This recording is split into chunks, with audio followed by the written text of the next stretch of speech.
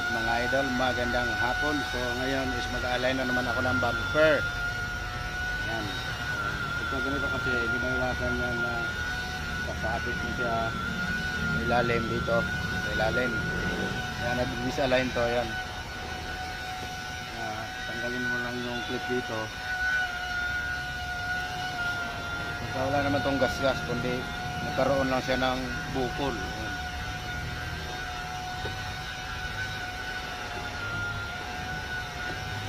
Tanggalin nyo lang yung clip.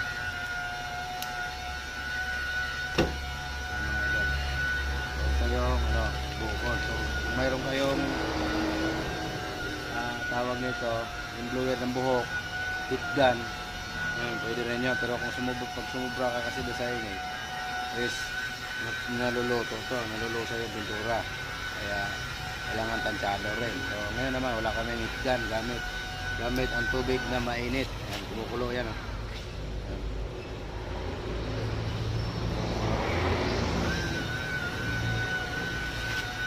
So bubuhusan lang natin.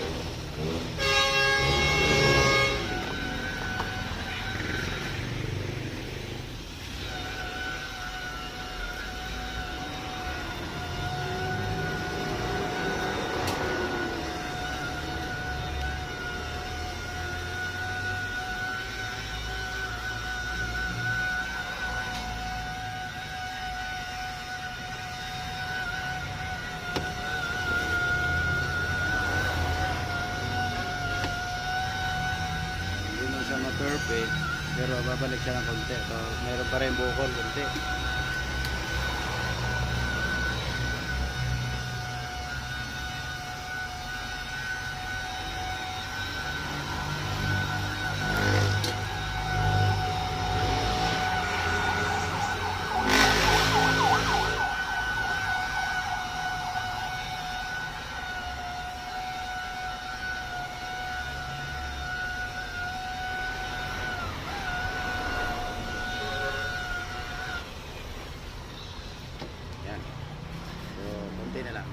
Konti na lang.